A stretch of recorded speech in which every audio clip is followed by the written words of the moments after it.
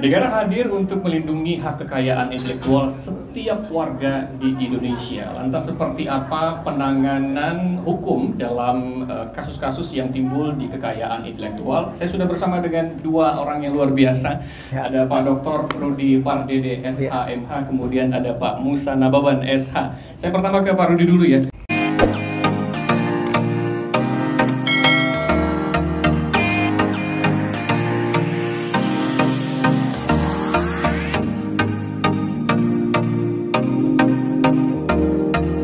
Seperti apa proses penanganan hukum untuk kasus-kasus yang memang berbasis atau berdasarkan kekayaan intelektual ini? Silakan Pak. Oke, luar biasa ya Bang Rizal ini, tidak asing lagi di Riau beliau nih. Oke, terima kasih pertanyaannya Bang Rizal. Jadi untuk penanganan case terkait diduga pelanggaran hak kekayaan intelektual, jadi memang ada beberapa penanganannya ya. Jadi penanganan ini ada dua yang bisa menangani, termasuk salah satu adalah kepolisian dan juga PPNS. Bagaimana prosesnya? Prosesnya adalah apabila ada seseorang yang diduga kreativitasnya diduplikat atau apapun itu, ini bisa membuat laporan ke kepolisian atau ke PNS. Ini bentuk pengaduan, ini delik aduan. Setelah ini nanti masuk ke ini ditelah oleh penyidik, nanti prosesnya lanjut sesuai dengan hukum acara ya. Proses nanti dipanggil dari penyelidikan ya, di penyelidikan dipanggil yang diduga yang pelapor tadi buat laporan, saksi-saksi lain, berarti minimal 2 alat bukti tadi kan, 2 saksi, kemudian barang bukti. Harus memenuhi minimal 2 alat bukti sebagaimana diatur dalam pasal 184 KUHP, keterangan saksi, keterangan ahli, surat petunjuk dan keterangan terdakwa ya kalau dalam pengadilan ya. Ini minimal 2 alat bukti harus terpenuhi. Itu juga dikuatkan dengan putusan Mahkamah Konstitusi nomor 21 tahun 2014. Setelah ini sudah masuk di proses, baru di proses di penyidikan pemberkasan, tahap pertama dikirim ke kejaksaan, dengan berkas, setelah lengkap P21, namanya lengkap, berkas diteliti oleh jaksa, baru tahap kedua pengiriman tersangka dan barang bukti. Setelah itu ini sudah lengkap, baru nanti jaksa penuntut umum untuk menyidangkan ke pengadilan. Tapi ada perlu diingat nih, Bang. Yang diingat adalah dalam perkara ini bukan semata-mata hanya penegakan hukumnya. Karena kan tujuan hukum itu adalah keadilan dan kemanfaatan hukum.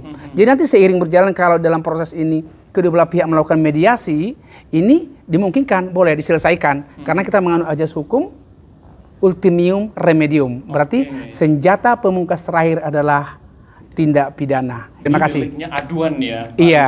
Jadi bagi Anda pemirsa yang memang menjadi korban dalam bisa plagiat, bisa penggunaan merek tanpa izin, penggunaan hak paten tanpa izin. Anda sebagai korban dan Anda memiliki sertifikasi hak kekayaan intelektual, Anda pemiliknya, maka Andalah yang melaporkannya. Itu adalah azas dari delik aduan tersebut. Delik aduan. Saya ke Pak Musa Nababan nih. Apa yang mesti diketahui oleh masyarakat kita, Pak? Indonesia pada umumnya dan khususnya masyarakat Riau terkait dengan hal-hal yang memang berkaitan dengan kekayaan intelektual. Karena literasi, edukasi ini mesti kita sampaikan. Seperti apa, Pak Nababan? Baik, terima kasih.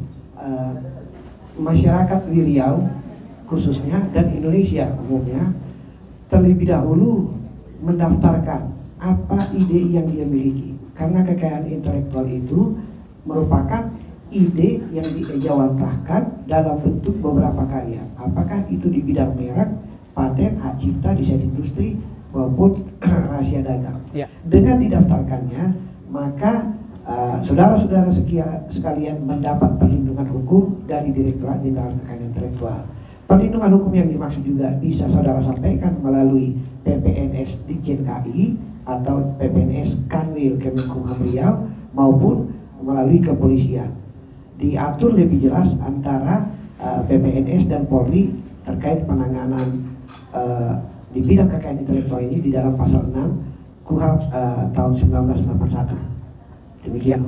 Baik, ini mungkin singkat, tetapi untuk lebih jelasnya Anda, teman-teman sekalian bisa mencari informasi melalui pencarian di internet atau langsung ke Menkumham Republik Indonesia atau Kanwil Kemenkumham Provinsi Riau, atau boleh juga nih follow akun media sosial kedua narasumber kita, Pak Rudi Pardede dan juga Pak Musa Nababan. Untuk informasi Anda boleh tanya-tanya nanti. Demikian dulu bincang singkat kita, sampai jumpa.